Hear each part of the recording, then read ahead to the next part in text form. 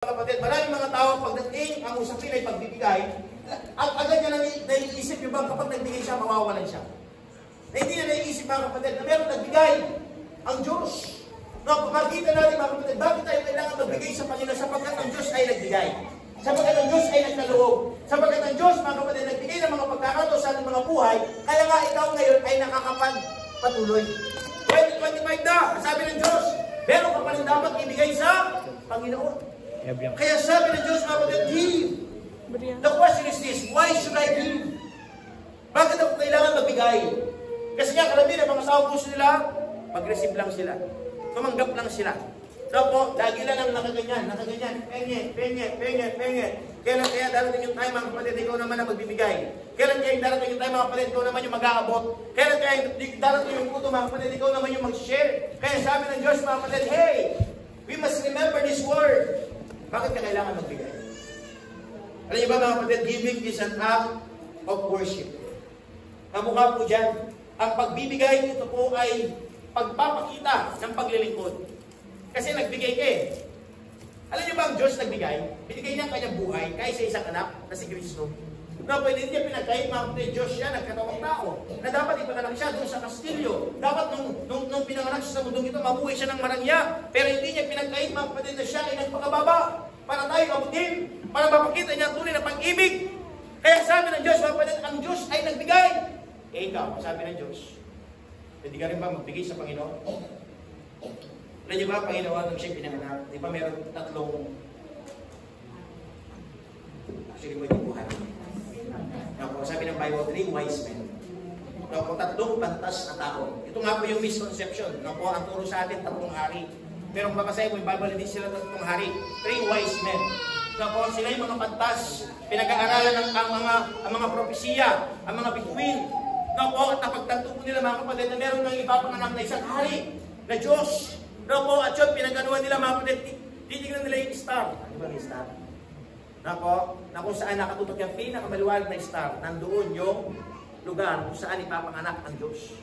Kung saan ipapanganak ang susunod na hari. At yun nga si Kristo. Alam niyo ba, nung nakita nilang Panginoong Jesus, yung 3 wise men, anong ginawa po nila? Di ba nagbigay sila?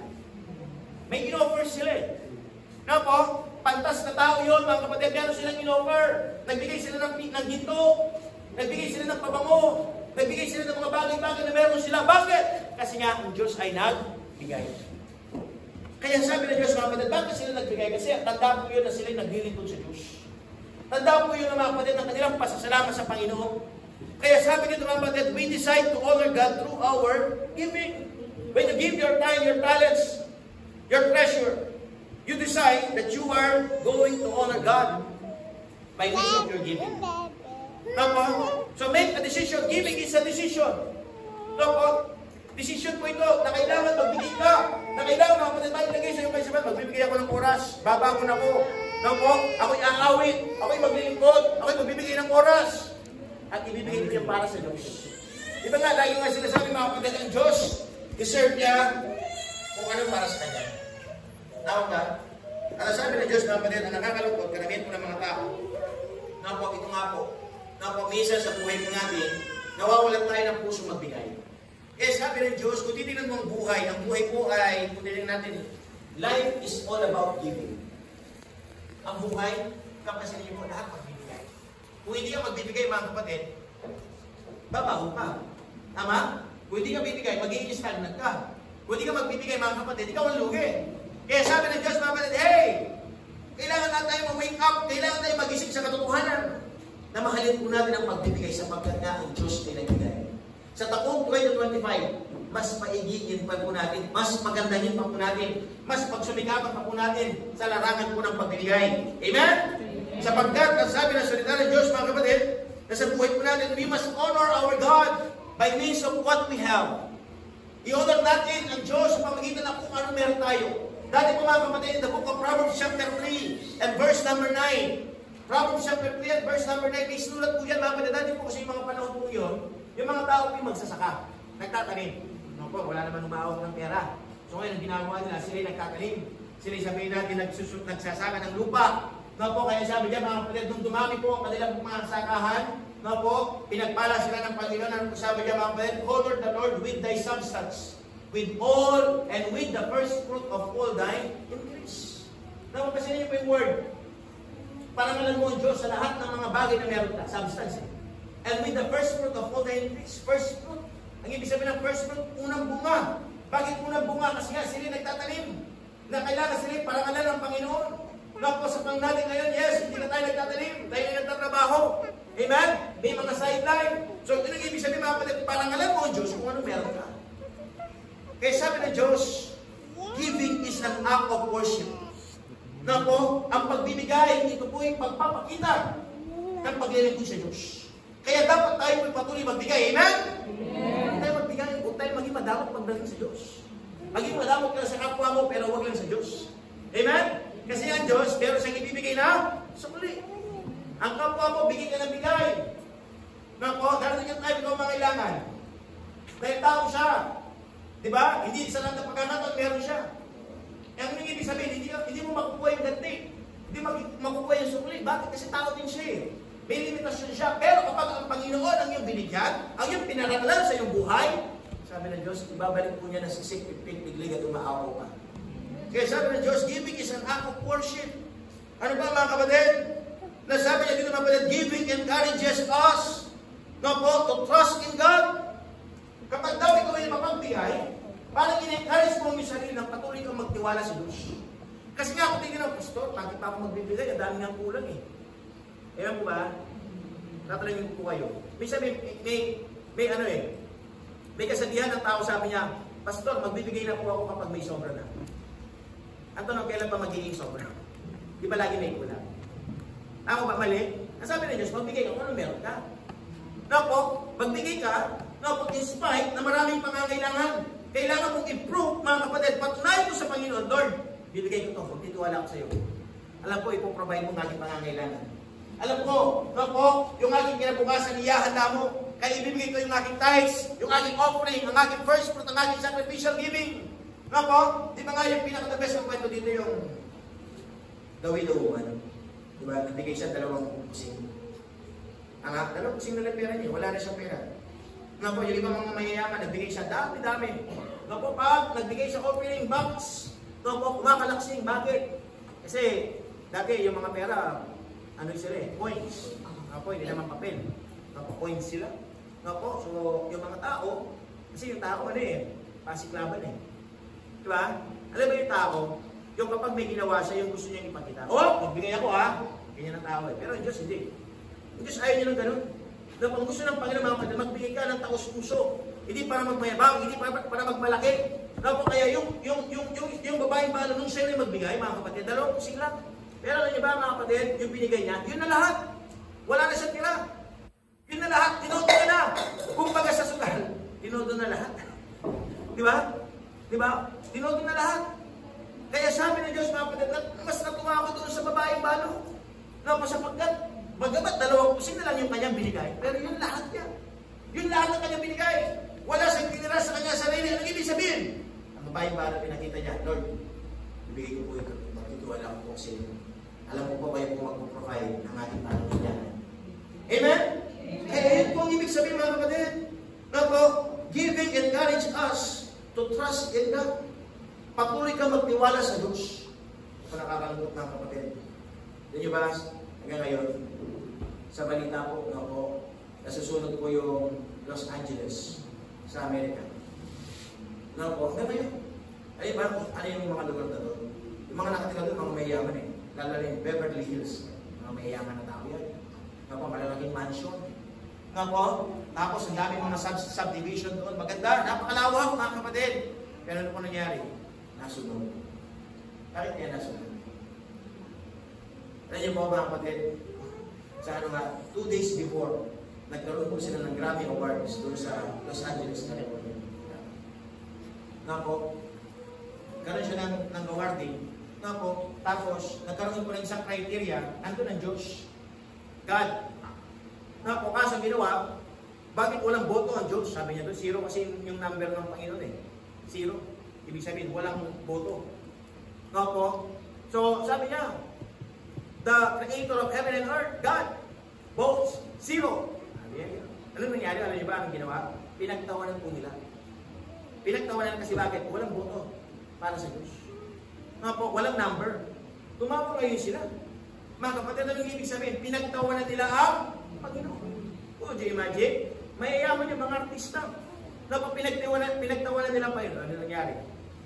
Nga po, kasi yung pinag-uusapan doon about fire. O, ano nangyari? Nasunog. O, doon nagkaroon ng sunog. Balik na yung sunog, pero ano nangyari? Lumaki. Nagtataka sila mga kapatid, yung sunog dito lang, isa lang. No po, pero nagtataka sila, no po, yung mga puno, bakit nasusunog sila sa ibang lugar?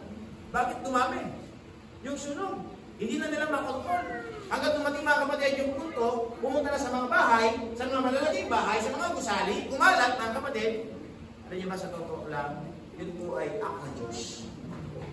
No po, would you imagine yung mga mayayabang na ginawa? Ano ginawa ng Diyos? Binalik niya sa alikabok ang meron sila. Di ba? Malaking bahay, mga mansion, mga pag-aari, magagandang gamit. Nga po, anong ginawa mga kapatid? Yun, binalik sa alikabok. Anong ibig sabihin? Tapos binangaral, binag-preach. Nga po, doon sa streets. Nga po, anong nangyari? Yung mga tao nag-pray na. Yung mga tao lumuhod. Yung mga tao lumapit sa Diyos. Pansinin niyo mga kapatid, ito po nakakalungkot. Ang tao po mga kapatid, lumalapit lang sa Panginoon kapag yun, nakakaranas na ng matinding pagsubok. Nakakalimot na siya tao kapag maramihan ang buhay. Nakakalimot po tao kapag maganda na, maayos ang kanyang kalagayan. No po? Pero kapag may naladaman, simba ako pabukas. Diba? Pero pag walang naladaman, sige, punta doon, bisyo doon.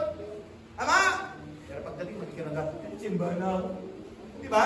O tamang kasakit niya lalakad, kanya pamunta. Diba? Tayo lalakad dyan, nakasanting. Pero makanya nilakad na. Diba? Kasi may pilay eh. Diba? May pilay, may bila niyang naligtas Sister Romay, yung race. Diba? O, makanya nilalakad, si Bala ako. Diba? Kanyang diretso yung talakad. Ay makapunta simbahan. Diba? Kanyang may nyiranet lakad. Diba? Kaya niya kung hindi sa maglingkod. Diba? Kaya it is a question mga kapatid. Kaya sabi na salita ng Diyos mga kapatid sa buhay po natin, huwag na natin ipagkait ang konting oras, konting minuto, ibigay na natin sa Diyos. Amen? Amen. Ibigay na natin, huwag na natin ipagkait yung konting, sabihin natin na akala natin mahalaga. Bakit natin ibigay? Bakit hindi natin ibigay ito mga kapatid? At ang Diyos ang kikilos. Ang Diyos ang magpaparami. Amen? Amen. Ito yung muna eh. Bisa tayo nag-iim po. Nagtatabi tayo. Tama naman po yun. Kailangan ka magtabi. Kailangan ka mag-iim. Kaya naman kapatid, nakakalungkot pagdating sa Diyos kung ikaw ay nagiging maramot. Amen? Tabi tayo, tabi. Nga po, lagi mong binibilang. Lagi mong binibilang eh. Nga po, minsan nga may mga tao, di ba, pinaplansya yung pera. Di ba? Alam niyo ba, dati may palabas ako na panood eh. Money War pa yun. Di ba? Yung karakter doon, nagpapalandin siya. Tapos nangungutang ng tao, pinapautang yung tao, tapos pag hindi na nakabayad, sisingilin na malaki. Tapos pinaplansya yung pera. Dami niyang pera. Kaya nga yung Diyos niya pera eh. Pero dumating yung tayo, wala yung pera niya. Ninakaw. Nabaliw. Bakit? Kasi akala niyo, wala na sa kanya. Wala na natira sa kanya. Kaya nga mga kapatid, itong nakakalungkot sa tao. Kapag tayo sa buhay natin, nakita na natin, na masyado na tayo umiibig sa pera. Kaya sabi po ng pangatlo mga kapatid, giving frees us from the love of money. Kapag ikaw ay natuto magbigay, parang pinapalaya mo yung sarili mo, yung masyadong minamahal yung pera. Di ba? Yung masyadong mo pinapakita mga kapatid, yun nga, sabi nga po sa inyo, masyadong pinapakita ng karamihan ng mga tao na mas importante ang pera kaysa pagiging kapatid. Mas importante ang pera kaysa sa pagiging kamag-anak. Mas importante ang pera kaysa anumang bagay. Kaya sabi ng Diyos, ang pera po ginagamit. Ang nakakalungkot po kasi, masyado mo nang minahal ang pera. Gusto na lang natin laging libre. Gusto na lang natin tayo na lang laging binibigyan. What if? Dumating po yung punto, ang sabi ng Diyos, iba naman ang nangailangan at ngayon meron na. Ano gagawin mo? Are you willing to give? Are you willing to share? Are you willing to be used by God? Kaya sabi ng Panginoon mga kapatid, being a Christian, we must always have the heart to give because giving frees us from the love of money. papalayanin ka kapag natuto ka magbigay, palalayanin ka mga kapatid doon sa pagka-alipin sa pera. Kaya sabi ng ating pinag-aralan mga kapatid, we are to take control of the money. Tayo daw rin dapat mag-control sa pera. Diba? Tayo daw dapat mga kapatid yung gumamit sa pera. Hindi tayo ang gagamitin ng pera. Hindi tayo mga kapatid yung pag-iikutin ng pera. Kung hindi dapat mga kapatid, tayo ang gagamit sa pera. Amen? Gamitin natin sa ating pangangailangan. Gamitin natin para makatulong sa kapwa. Gamitin natin ito para sabihin natin makapaglingkod pa para sa Panginoon. Kasi mga kapatid, kapag tayo nagbibigay, sabi po ng pang-apat, giving advances the kingdom of God. Kapag daw tayo maging mapagbigay, lalo na sa gawain ng Diyos, mas pinagaganda natin yung gawain ng Panginoon. Yung pinapakayos natin, yung gawain ng Panginoon. Ano ba yung church natin? Di ba nga lagi sinasabi? Yung church natin, produkto po ito ng giving. Sa tingin po niyo kung walang nagbigay, meron po bang may tatayo? Meron na nagbigay. Unang-una na nagbigay ang Diyos. Nagbigay siya ng kalakasan, nagbigay siya ng kagalingan, nagbigay siya ng mga trabaho, nagbigay siya ng mga resources sa bawat isa. So, yung ginawa natin, nung naligalis natin, meron pala tayo kailangan gawin, may binigay ang Diyos sa atin, may pinadaan ng Panginoon, kailangan pala tayo magbigay. Kaya nung nagkaroon pa ng puso magbigay, pinagsama-sama natin, ano nangyari? Nakatayo. Diba? Kung papansinin natin, Pastor, ang liit lang po na binibigay ko eh. Bibigay lang po ako sa church, 20 pesos. Nagbibigay lang po ako sa church, 100 pesos. Nagbibigay lang ako sa church, 50 pesos. Imagine. Kung titignan mo nga naman, maliit. Tama ko ba? Titignan mo, maliit eh. Saan ka dadali ng 20 pesos? Di ba? Alam niyo ba, dati, ito yung joke ng mga pastors ng mga churches. No? Nung dati, may papel pa na 10 pesos. Lahat ng dumadaan sa offering ko, 10 pesos. Kasi may papel. Face out na yung papel. Di ba, na 10 pesos? 20 pesos na kayo yung pinaka-last bill na papel. Di ba? So, dumating po yung punto, makakot yung 20 pesos. Di ba? Laman din ng church eh. Kasi bakit? Yun kasi pinaka-smallest bill na papel. Tama ba? Na kapag nagbigay tayo ng papel, akala natin ay malaki na. Na po, dumating na naman yung punto. Pa-face out na po yung papel na 20 pesos. Tama ba? May coins na lang, coins. No, 50 pesos. Kaya sabi ni 50 pesos, ako naman ngayon, ang magiging laman ng simbahan. Di ba? Ano gusto ko niyang pasasin mga kapatid? Yung bang minsan sa buhay mo natin, kung titignan talaga natin, kung titignan natin, i-gauge natin yung sarili, gaano ba kalaki yung binibigay natin sa church? Gaano ba yung binibigay natin parangal para sa Panginoon? Gaano ba mga kapatid, yung bang sinishare natin, na kung sinasabi natin, Lord, binless mo ako, kaya ito, ibibigay ko. Ang sabi naman ng Panginoon mga kapatid, yung bang hindi ibibigay ng Panginoon sa'yo, hindi mag-i-expect ang Diyos nang wala sa'yo. Kaya sabi ng Diyos mga kapatid sa atin, magbigay ka ng tama, na akma, na ayon sa pinagkaloob ng Diyos sa'yo.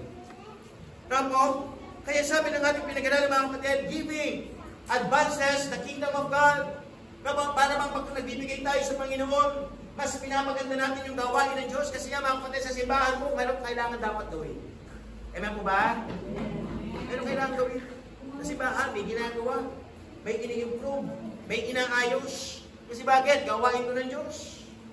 Di ba? Ang sabi nga ng salita ng Panginoon mga kapatid, for there is no vision, the people perish. Kung ang simbahan ito wala ng pangarap, kung ang simbahan ito mga kapatid, hindi na mangangarap na ayusin, pagagandahin, bakit inaayos? Bakit pinapaganda? Para magmayabang? Hindi. Kasi gusto natin walatiin yung Panginoon. Because the Lord deserves our best. Deserve na Diyos yung best natin. But the question is this, are you giving your best? Are you doing your best? Ginagawa mo ba yung best mo? Kaya sa buhay natin mga kapatid, patuloy nawa, makita natin na gawin natin yung best natin. Ibigay natin. Kasi sabi ng salita ng Diyos, mga kapatid, giving opens the door of blessings and opportunities to express God's love. Kapag daw kayo nagbibigay, para pang binubuksan mo yung pintuan ng pagpapala. Kasi bakit? Binibigyan mo ang Diyos ng dahilan para i-bless ka. Binibigyan mo ang Diyos ng dahilan para mas lalong pagkatiwalaan ka. Binibigyan mo ang Diyos, mga kapatid, ng dahilan para mas lalong dagdagan yung mga bagay na meron ka. Kasi bakit? Kasi nagkikita ka ng mapagbigay. Nagkikita ka din nagiging madamo sa Kanya. Nagkikita ka ng Panginoon mga kapatid talagang ikaw ay nagpapagamit ayon sa gusto ng Panginoon. Alam niyo po mga kapatid, noong January 8, No? Nagkaroon na, yan, ibang mga nanay nakasama. Tapos, pumunta kami sa Manila, no, sapagkat may kaganapan, di ba? January 19, yung sineselebrate ng, di ba? Na meron silang pista ng Nazareno. Kami naman, hindi naman nakipag-pista ng Nazareno. Diba? Mga celebrate, ay si Pastor, nagano sa pista ng Nazareno. Hindi po, na po. Ang pinuntahan po namin doon, yung mga pulis. Na po, mga pulis po, pinuntahan namin doon. Kasi yung member natin na si Brother Jed, na po, malapit siya sa mga kapulisan. Gusto na tumulong. So tayo naman, tumutulong. Ang gusto natin input sa kanila, pag-ibig ng Diyos. Na po, may madaling salita. Kami po pumunta doon. Po, kasama yung dito, Sister Tricia at saka Sister Elizabeth. Na po, kasi kailangan na magluluto. No? Kasama si Brother RJ. Nagluto sila. Napakaraming pinakain. Na po, nagluto. Nagluto nga sila hanggang anong oras? Hanggang alas 3 basis. Po, ang pagod daw ng alas 4. Alas 4 ng madaling araw. Bira, no? Makakala nyo hapon, ha? No? Walang tulugan. Di ba? Nagluto lang sila, nagluto. Naghiwa ng bawang. Di ba? Yung bawang, binabalat mo yan, no? Napanood ko kasi sila. O naman, nagibalat naman ako ng patatas, no? No po? So, doon kami po yung nandoon na, no po? Kasi first time ko lang makapunta doon sa dispiras ng pista ng Nazareno nila. No po? Nakita ko yung mga tao, ang bihira. Gabi na. Nagatid po kami, 1 o'clock in the morning. No po, nung una, nagatid kami ng pagkain ng 9 o'clock ata. Ay, anong oras kasi nagatid? Hindi, 7. 7 o'clock. Tapos nakarating na kami doon, 8. No po, 7 o'clock ng gabi. Nakita ko mga kapatid, ang daming tao. Yung mga tao doon na natulog. Doon na sabihin natin, nandun sila mga kapatid. No po, pati bata. No? Tapos yung kinagabihan talagang grupo kasi sila eh. No? Grupo sila. Maganda naman eh. Yung kanilang devotion, kaso mali. Bakit mali? Kasi nga, ang gusto nila, ang iin nila, pahawakan nila yung kaya nga, di ba, papasin sa TV, talagang aakit pa sila, aapakan yung mga tao, tama? Basta lang yung panyo niya, yung panyo, di ba? Mapunas siya doon sa kaso hindi na po yung Nazareno eh. Yung salamin na lang. Salamin na lang. Kasi daw yung panyong yun, pag napunas, ano po yung paniniwala? Pero, may himala. Tama po ba? Himala. Ganun po ka-devotion yung tao. Na po, yan lang po mga kapatid, bakit po sinasabing mali? Kasi bakit? Bakit po mali? Kasi hindi naman ang Diyos yun eh. Tama po ba? Diyos po ba yun? Tatingin nyo. Kung titignan mo nga, nakakatakot yung mukha. Di ba? Kung titignan mo, nakakapangilabot eh. Di ba? Titignan mo, kasi hindi pwedeng Diyos yun eh. Tama?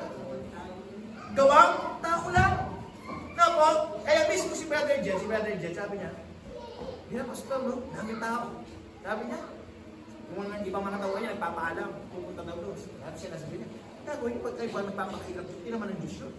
Kakoy lang yun. Di ba? So, buti na lang siya, naliwanagan na. No po? Pero gusto ko niyang pasasin ng mga kapatid, yung pagsasakripisyo ng tao, nandoon eh. Nandoon, matutulog talaga sila doon.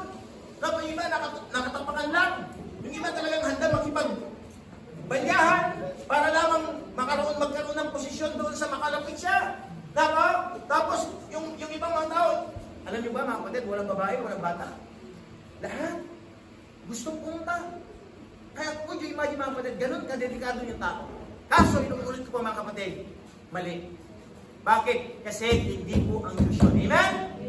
Hindi ang Diyos yun. Hindi natutuwa ang Diyos nun. No, natutuwa ba ang Diyos kapag may naapakan, sabi natin na nayurakan, tapos yung mga pulis, hihilahin mga kapatid, para magwala na silang gobyerno, di ba yung pulis? Tapos parang stampede, dapat napakapakan. Tapos yung pulis nandoon eh. Para panatilihin yung kaayusan, kaya nga nandun po ako mga kapatid, para ipanalangin yung mga kapulisan. Tapos, anong ginawa? Doon sa pinaka-head, doon sa amin mga napunta, doon po kasi sa NPD yung pinuntahan namin, yung Kamanaba. Pag sinabing Kamanaba, Caloocan, Malabon, Nabotas, Valenzuela.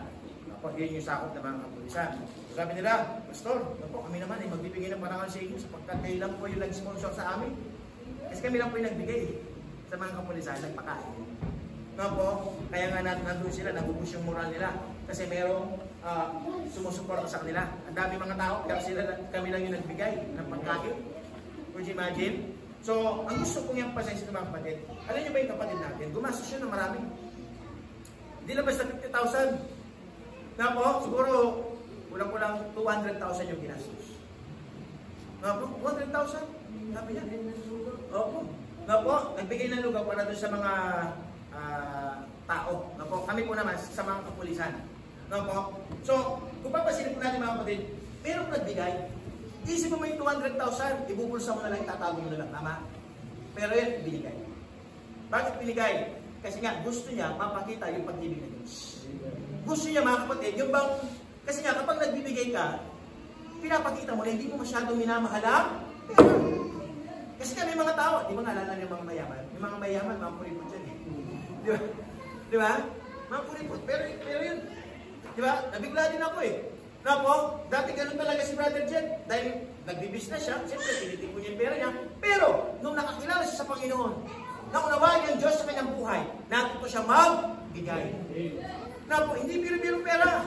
Malalaking pera. Na po, pero, at tanong, nauubusan ba siya? Isa lang niyo ba mga kapatid, kapag nagkaroon kayo ng puso magbigay, malalagay sa iyo kaisipan, hindi ako nauubusan.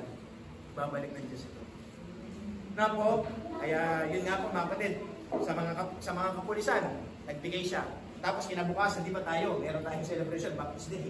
O di ba? O si Pastor, ano yung pwede may tulong? Yung lang, magpamirinda na lang sana tayo. Kasi meron tayong pagkain dun eh. Ano di ba? So, magkano gagastos si Pastor? Brad, kahit 8,000 lang. Ano po? So, ino-compute namin per person. Right, 10 pesos na for the food, yung sandwich, tsaka 8 pesos ng juice. No? So, yung total, is 8,000. Kasi pakakailin. 300 to 350 eh. No po? So, inayos. No? Sabi niya, Pastor, parang kunti yata yan eh. Siya ba nagsabi? Parang kunti eh. Diba? Parang kunti yata yung Pastor eh. Diba? O sige Brad, magbigyan na tayo sa mga Pastor. Diba? Kaya yun yung mga Pastor natin. Yan. No po? So, yung gusto ng emphasize yung mga kapatid. Yung kapag ikaw ay natin ko na magbigay, parang makikita mo kung pinay nagbibigay mo eh. Kapag maliit lang. Kasi bakit? Kasi nga, nag-i-enjoy ka ng magbigay. Kaya sabi ng Diyos mga kapatid, dapat ganun din po tayo. Minsan sa buhay ko rin po mga kapatid, yung bang, kasi nga, pag pumupunta po doon, baka mag-misinterpret kayo ha, si Pastor siguro, mas malaking binibigay sa kanya. Thank God po mga kapatid, wala pong binibigay sa akin. No, walang binibigay. No po, si Sister Elizabeth, binibigay yan eh. Diba? Kasi nagtutulong eh. Yung binigay si Sister, okay lang ba sabihin? Diba? Binigyan ng 1,200. Imbita ko sa akin, kumulit mo sila, tinigyan.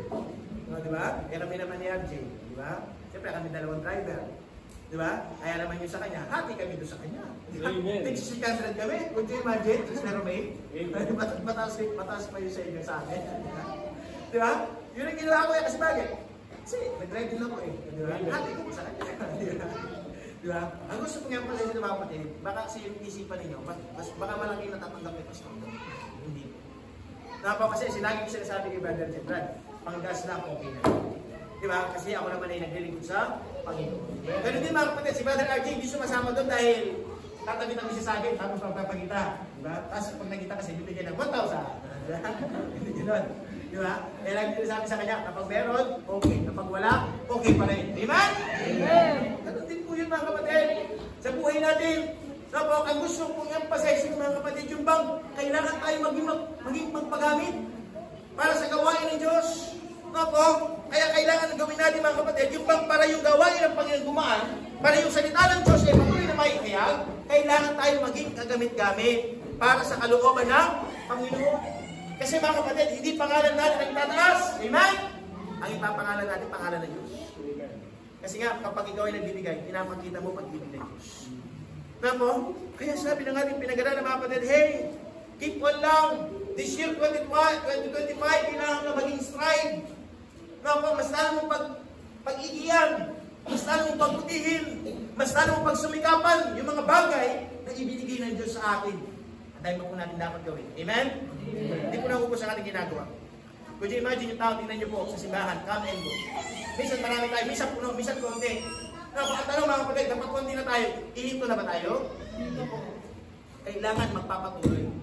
Lagi nga sinasabi natin, kahit dalawa na lang, tatlo na lang kami dito, magpapatuloy pa rin kami maglilingkod sa Panginoon. Kasi bakit? Kasi ang gawain nito ay para sa Panginoon.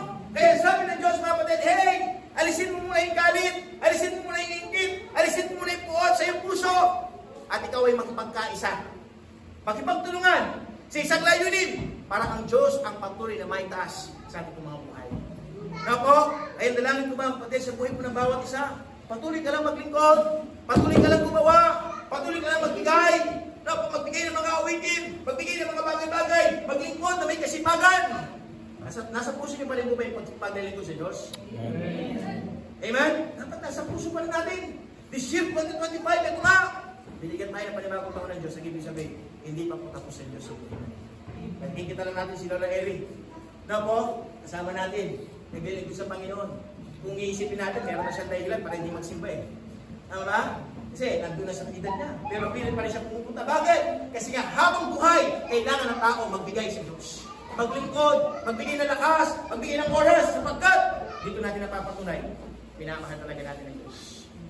Kaya tanong sa oras na ito, ikaw, ano yung pwede mong ibigay sa Diyos? It is a question. Tanong po sa buhay ko ng bawat isa, ano yung pwede kong ibigay sa Diyos? Ano yung pwede kong ipakita na tanda ng aking pagmamahal sa Panginoon? Ano yung pwede kong ibigay na tanda na ako ay nagtitiwala sa Diyos? Yes, inuulit ko mga kapatid, ang dami mong pangangailangan. Marami kang kailangan bayaran. Marami kang kailangan gawin. Kapag meron kang pangarap, pero sabi ng Diyos, hey, pwede mo bang pagkatiwala mo muna sa akin yan? Di ba? Kasi nga mga kapatid, na nais ng Diyos, ma-prove mo, mabigay mo, ma-prove mo, mga kapatid, yung bang complete trust sa Diyos. Nasasabi mo, Lord, yun na pong bahala. Ito lang ang meron ako. Parang sinasabi mo ganito, Lord, ito lang po yung meron ako eh. Pero lang yun ang pangangailangan ko. Pero titiwala ako sa inyo, bakit? Kasi alam ko, ikaw yung pwede magbigay. Ikaw yung pwede maglagay ng marami. Ikaw ang pwede mag-provide ng aking pangangailangan. Kaya sabi ng Diyos, mga kapatid, hey, being a Christian, just keep on giving. Ibigay natin yung mga giving natin, tithes, offering, first fruit, mission giving, sacrificial giving. Lahat ibigay natin. Sapagkat ang Diyos, hindi po siya nagsasawa. Gusto mo ma-express na i-bless ang Diyos ng buhay nyo? Gusto mo ma-express na payamanin kayo ng Panginoon? Ha? Parang mahina. Ayaw yata yumaman. Ha? Gusto mo bang ma-express na payamanin kayo ng Diyos? Alam niyo po ba yung sikreto? Alam mo ba yung sikreto?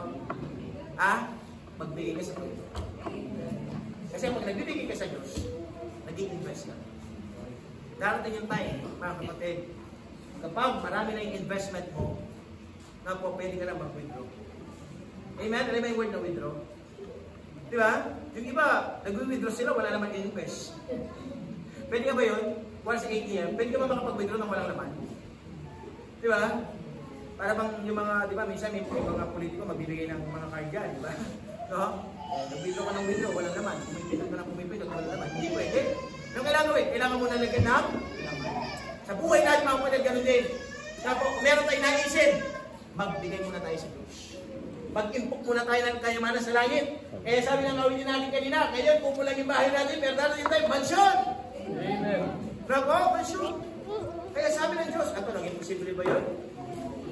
Kasi po ang Diyos, pwede niyang maangkin ang ating buhay. Pwede niyang ayusin yung buhay mong makulong. Pwede niyang ayusin ang yung pag-aaral mong kinabukasan mo. Ang kailangan mo lang gawin, magtiwala sa Panginoon. Kaya sabi mo ng ating pinaka-givers, give unto the Lord due unto His name, bring an offering, and come before Him. Worship the Lord in the beauty of holiness. Napapasaya natin ang Diyos, napapatuwa natin ang Panginoon. Kung tayo talaga ay handang magbigay sa Diyos. Yung pang wala tayong reserva. Yung wala tayong sabihin natin, yung napakaganda yung all-in tayo sa Diyos. O, yung ba parang ganito, todo ko na ito sa Panginoon. Diba? Confident ka, bakit? Kasi alam mo ang Diyos, hindi mababayaan, amen? Amen. Pero hindi. Minsan, ang tinututo natin, itututo ko na ito. Trust 16, ha? Trust 16, ginamit ko pa yung January 16, diba? Diba? O, itututo ko na ito, ha? O, diba? Itong bagay. O, pare, itututo ko na sa ito, ha? Diba? Kumare, itututo ko sa ito, ha? Tinato mo sa mali. Yan ang nangyari. Kukya. Diba? Tinato mo kasi sa sugal, eh. Tinato mo sa tao, eh. Bakit hindi natin itututo sa Diyos, amen? Todo dapat natin sa Diyos. Huwag mong tabi sa sarili. Kasi pag natabi mo sa sarili mo, wala na. mas maganda, i-invest mo na sa Diyos. Lord, ikaw lang bahala. Lord, ipunin ko ito para sa iyo. Di ba? Kasi alam ko, darating yung time, ibibigay mo rin. Ibabalik mo. Amen? Kaya sa buhay natin mga kapatid, just keep on. Patuloy lang po kayo sa paglilingkod. Strive. Strive this year, 2025, to give more for God. Give time, give your talents, give your effort, give a lot para sa Panginoon. And give our offerings sa Panginoon. Kaya sa oras po nito, and I believe, ang Diyos ay nangusap po sa buhay po ng bawat isa. Just keep on serving the Lord. Tayo po lahat ay tumayo.